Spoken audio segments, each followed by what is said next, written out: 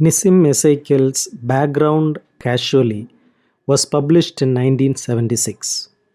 Background Casually is an autobiographical poem in which Ezekiel recounts some of the experiences of his life from his boyhood onwards. Nissim Ezekiel was, at his birth, a child endowed with poetic talent, but he was also a child having in him a potential for roguery and for clowning. He was a child easily frightened, with the result that he did not eat well or sleep well, and he was very thin. As a boy, he could not learn the art of flying a kite or making a top spin. He was so poor that he could not afford to buy any toys of his own. Ezekiel was sent to study at a Roman Catholic school where he learned his lessons by heart, but where he was very carelessly treated by his schoolfellows because he was the only Jew among the Christian, Muslim, and Hindu boys.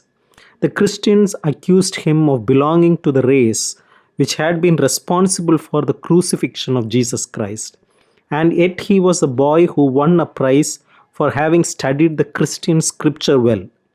Muslim boys were so intolerant of him that one of them one day gave him a beating. As a result of that beating, he developed a fear of boys who had well built and muscular bodies. The Hindu boys were not very strong, but he felt repelled by them because of their excessively passive nature. One day, when he was being teased and tormented by his schoolfellows, he used a knife against one of them in sheer desperation. At home, Ezekiel's parents offered the usual prayers on Friday nights.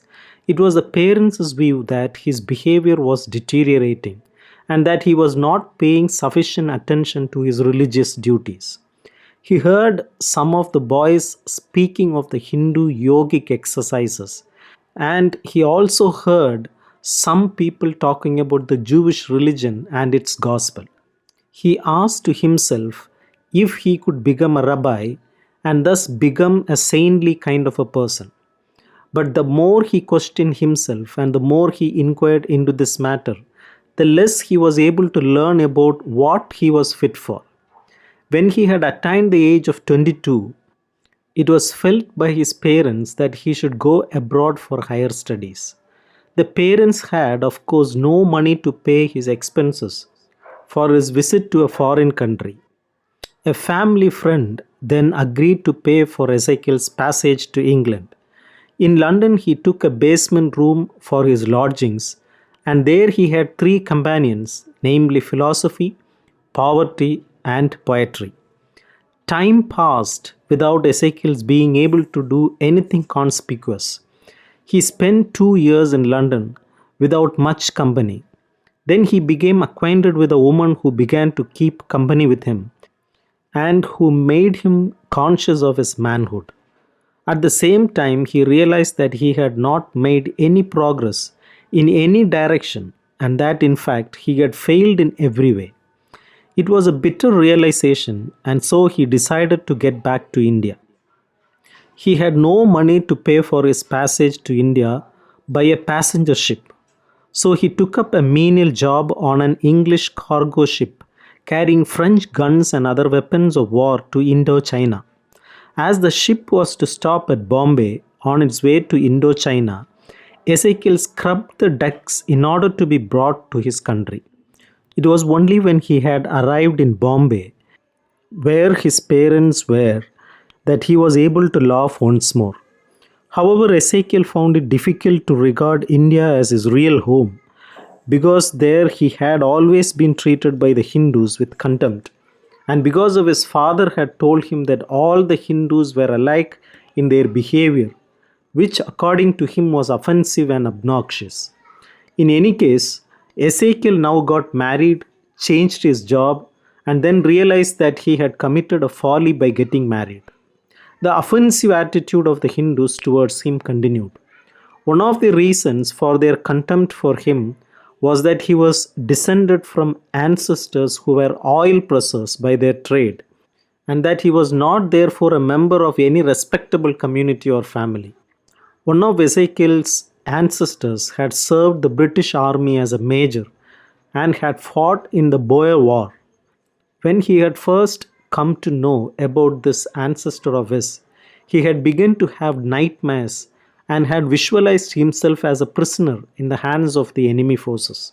However, subsequently his nightmares had given way to dreams about the kind of words which he should choose for writing his poems.